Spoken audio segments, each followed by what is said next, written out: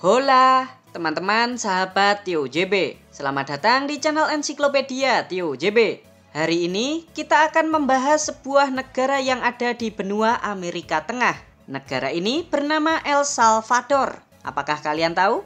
Negara kecil ini sejak puluhan tahun yang lalu dikuasai oleh kelompok geng bersenjata dan dinobatkan sebagai negara paling berbahaya di dunia karena tingkat pembunuhannya itu sangat tinggi, teman-teman. Contohnya, di tahun 2015, tingkat pembunuhan di negara ini sebesar 106,3 orang per 100.000 penduduk. Namun saat ini, negara El Salvador berubah menjadi salah satu negara teraman di benua Amerika Tengah, Karibia, dan Amerika Latin. Lah, kok bisa begitu, Min? Alasannya karena ada sosok hebat di belakangnya, yaitu Presiden Nayib Bukele, salah satu presiden termuda di dunia yang menjabat pada usia 37 tahun. Loh, gimana ceritanya itu, Min? Lalu apa kebijakan yang dia perbuat kok tiba-tiba El Salvador dari negara yang tidak aman berubah menjadi negara teraman? Makanya, simak terus video ini sampai selesai ya teman-teman. Mari kita berangkat ke El Salvador. Kembali lagi di channel Tio JB, channel yang mungkin bisa menambah wawasan dan informasi yang mungkin belum kalian ketahui. Dari bukti arkeologis, wilayah ini sudah dihuni oleh manusia setidaknya sejak 1400 tahun yang lalu. Dengan bukti jejak peninggalan 3 suku besar, yaitu Pupil Nahua, lalu ada suku Lencas, serta ada suku Chortis yang masih serumpun dengan suku Maya. Selanjutnya datanglah penjelajah Eropa pada abad ke-15 Masehi. Lalu pada tahun 1524 di bawah pimpinan Pedro de Alvarado datanglah invasi dari kerajaan Spanyol menyerang para suku-suku ini, teman-teman. Namun perlawanan dari para suku pribumi ini sangat gigih dan sangat kuat.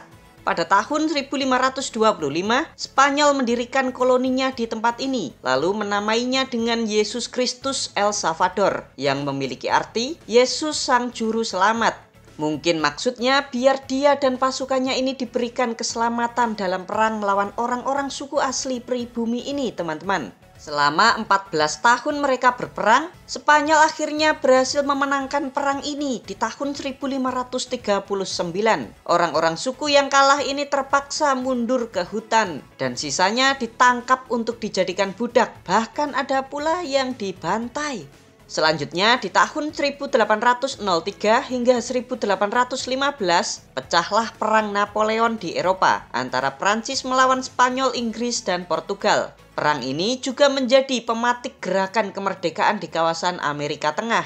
Pada tahun 1824, El Salvador bersama wilayah lain di Amerika Tengah, mereka bersatu dan mendeklarasikan negara berdaulat baru yang bernama Republik Federal Amerika Tengah. Namun tak lama kemudian El Salvador keluar dari negara ini dan mendeklarasikan negara sendiri pada tanggal 18 Februari 1841 dan bertahan hingga hari ini.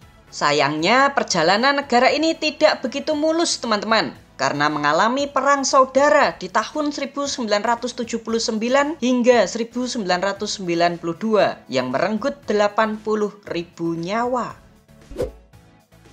Berikut 10 fakta negara El Salvador. Tapi sebelum kita mulai, jangan lupa untuk subscribe channel Tio JB dan tekan tombol lonceng agar tidak ketinggalan info menarik lainnya dari Tio JB. Profil negara. Negara ini bernama lengkap Republik El Salvador dengan presiden sebagai kepala negara sekaligus kepala pemerintahan. Negara ini memiliki ibu kota yang bernama Kota San Salvador. Secara geografis, negara El Salvador berada di benua Amerika Tengah serta berbatasan dengan negara Honduras di sebelah utara, di sebelah selatan dengan Samudra Pasifik, di sebelah timur dengan negara Honduras, serta di sebelah barat dengan negara Guatemala.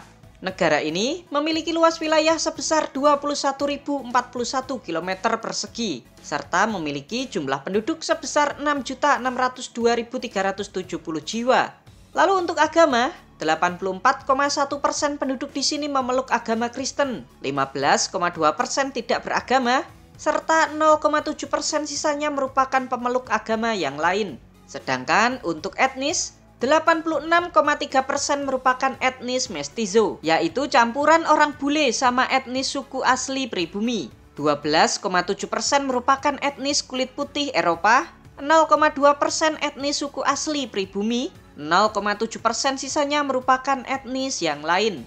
Negara ini memakai bahasa Spanyol sebagai bahasa resmi negaranya. Lalu indeks pembangunan manusia di negara El Salvador ini menempati peringkat 125 dunia. Untuk perekonomian, negara El Salvador ini berkategori sebagai negara yang berkembang dengan kelompok ekonomi berpenghasilan menengah ke bawah. Negara yang hanya memiliki sedikit sumber daya alam ini, perekonomiannya sangat tergantung pada hasil pertanian dan buah-buahan, energi listrik, industri bahan kimia, industri pakaian dan tekstil, industri pengolahan makanan dan minuman, serta pariwisata. Dengan ekspor terbesarnya ke negara Amerika, Guatemala, dan Honduras. Sedangkan mata uang yang digunakan di negara ini ada dua, teman-teman, yaitu dolar Amerika dan kripto Bitcoin. Kehidupan masyarakat. Tahukah kalian jika 72% penduduk El Salvador tinggalnya di daerah perkotaan? Sedangkan angka kemiskinan di negara ini menurut Bank Dunia di tahun 2022 sebesar 26,6% dari total penduduk. Sedangkan untuk gaji, UMR di negara ini sebesar 243 US dollar per bulan atau sekitar 3,8 juta rupiah per bulan. Kacau. Tahukah kalian jika negara El Salvador ini sejak lama, tepatnya di tahun 1996, sudah dikuasai oleh banyak geng bersenjata. Mirip-mirip mafia gitu, teman-teman. Sejak saat itulah El Salvador mengalami banyak kasus pembunuhan, bahkan dicap sebagai negara paling berbahaya di dunia. Di negara ini sendiri ada dua kelompok geng terbesar yang bernama MS-13 dan Barrio 18. Jadi ceritanya itu kayak gini. Saat Perang Saudara El Salvador di tahun 1979 hingga 1992, hampir separuh populasi penduduk El Salvador itu melarikan diri. Mereka mengungsi terutama ke negara Amerika Serikat di wilayah Los Angeles. Nah, di Amerika kan banyak geng tuh. Beberapa imigran dari El Salvador ini lalu membentuk geng juga dengan tujuan untuk melindungi diri mereka dari geng-geng Amerika. Dari sini tercipta dua geng, yaitu MS-13 dan Barrio 18. Jadi mereka terbentuknya itu di Amerika ya teman-teman. Lalu di tahun 1996, pemerintah Amerika mendeportasi para imigran dari El Salvador ini untuk kembali ke negaranya. Kedua geng ini lalu berkembang di negara El Salvador dan mereka merekrut banyak anggota yang baru. Karena saat itu posisi El Salvador itu habis perang saudara, makanya banyak orang yang miskin kala itu. Karena kemiskinan itulah geng ini semakin banyak anggotanya. Mereka merampok, memeras, bahkan membunuh warga yang tidak mau nurut. Yang membagongkan ini teman-teman, oknum pemerintahan saat itu bahkan melindungi geng ini karena bisa digunakan sebagai alat kampanye. Namun di tahun 2019 yang lalu, geng ini mulai diberantas ke akar-akarnya. Loh, kok bisa Min? Siapakah orang yang berani memberantas geng bersenjata yang telah mengakar puluhan tahun di negara El Salvador ini? Gak bahaya tah? Keturunan.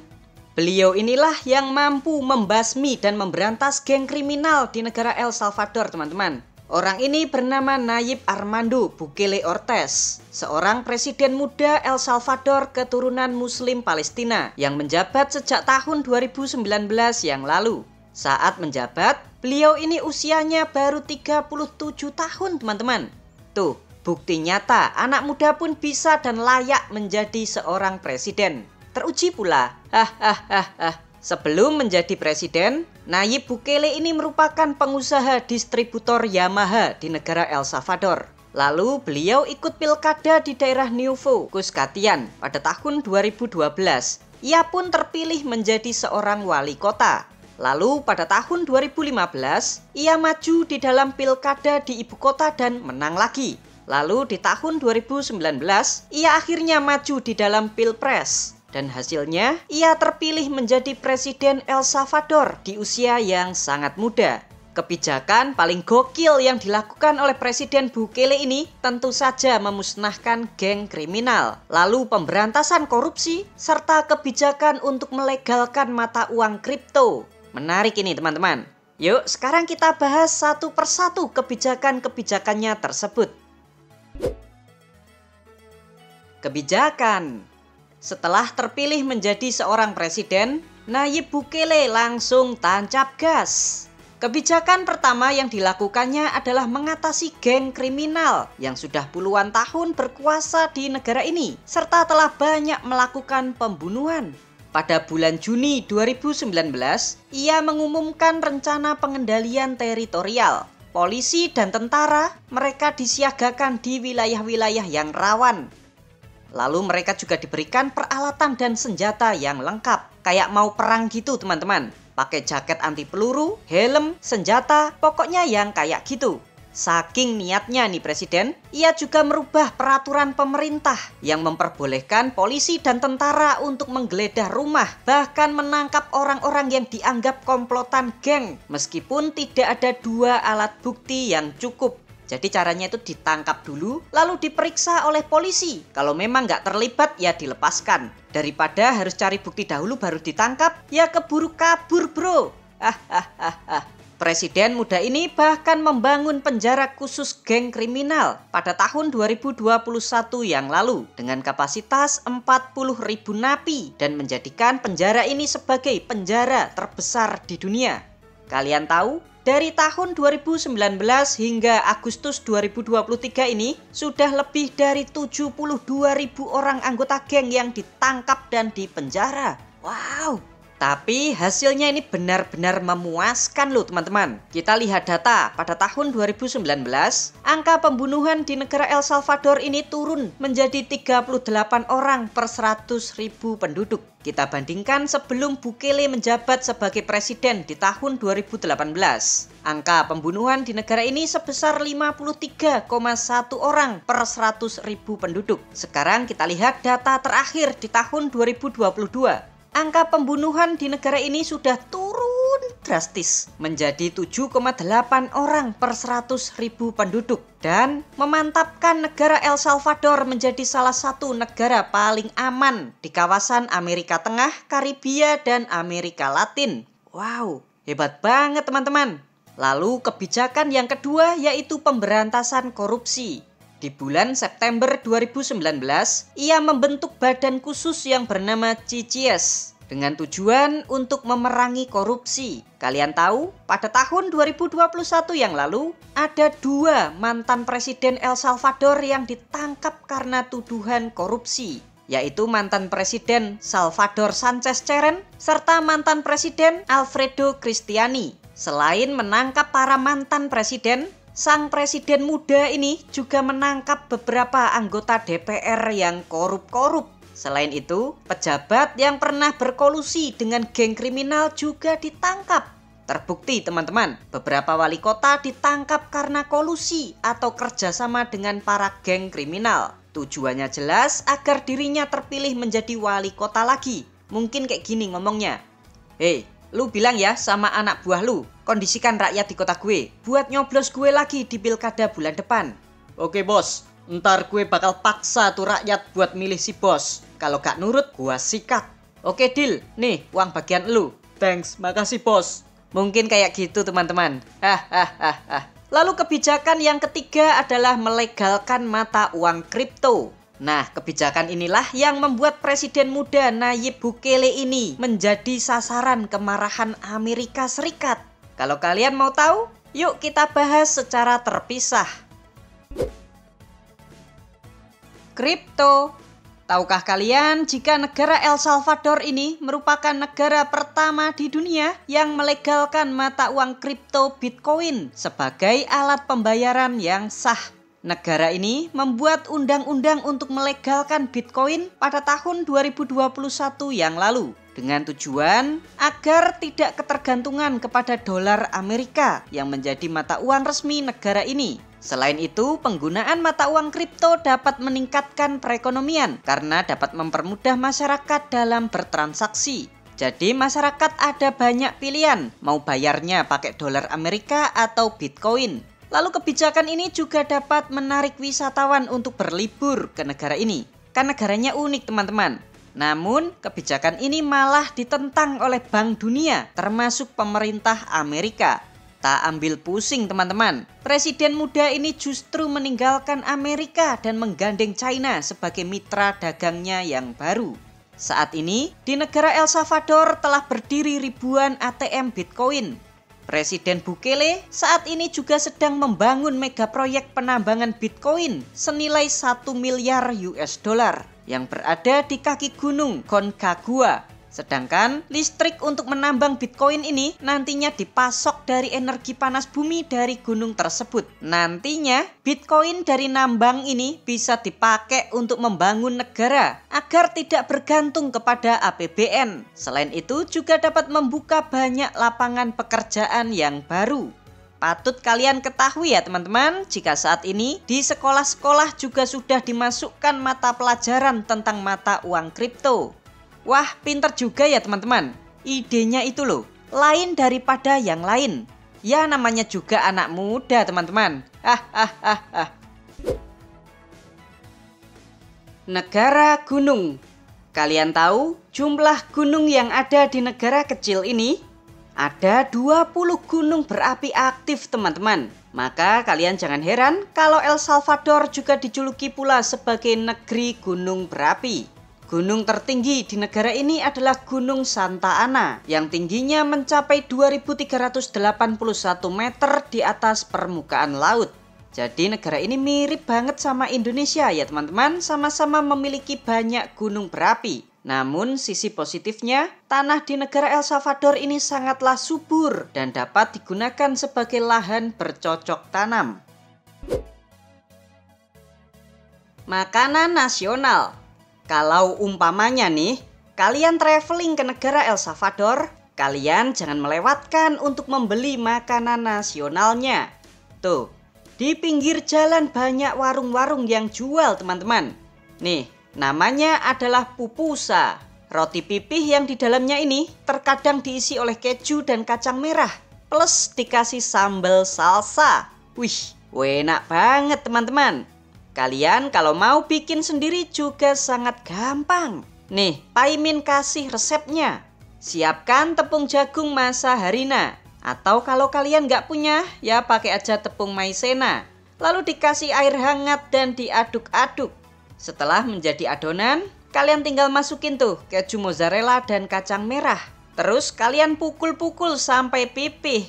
Nah, setelah itu baru deh kalian goreng pakai margarin. Tuh, gampang banget kan? Silakan dicoba ya teman-teman. Yummy. Wisata di El Salvador. Yuk, saatnya kita bersantai berwisata di negara El Salvador.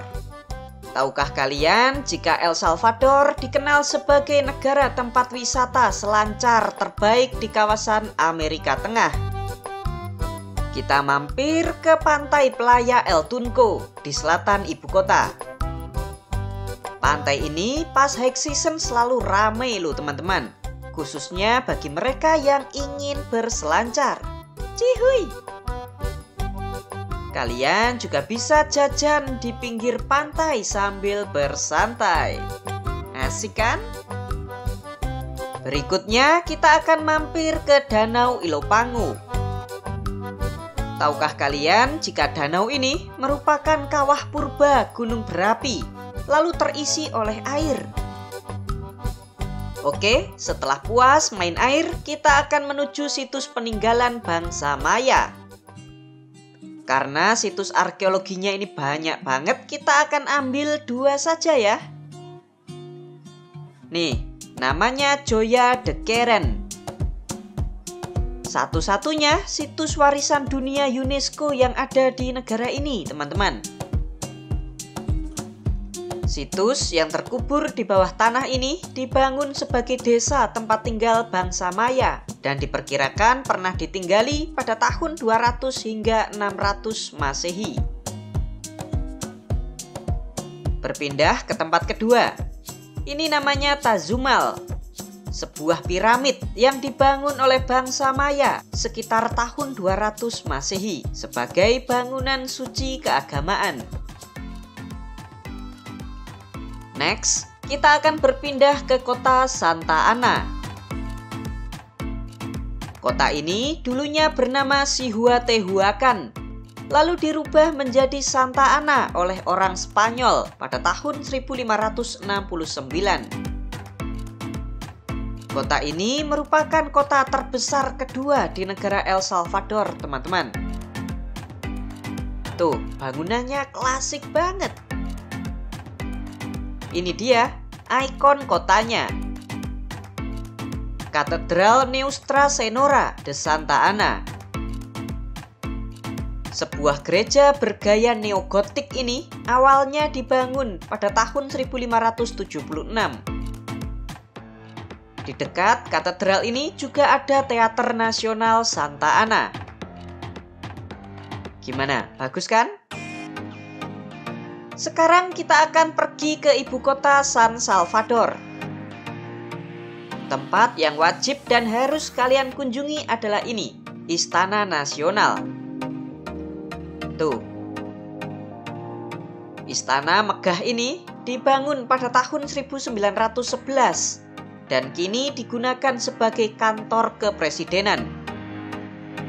Di depan istana ini ada alun-alun kota, Plaza Libertad.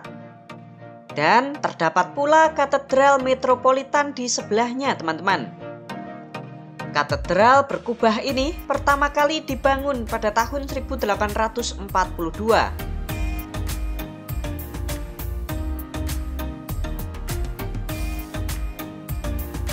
Bangunan di kota ini juga sangatlah klasik.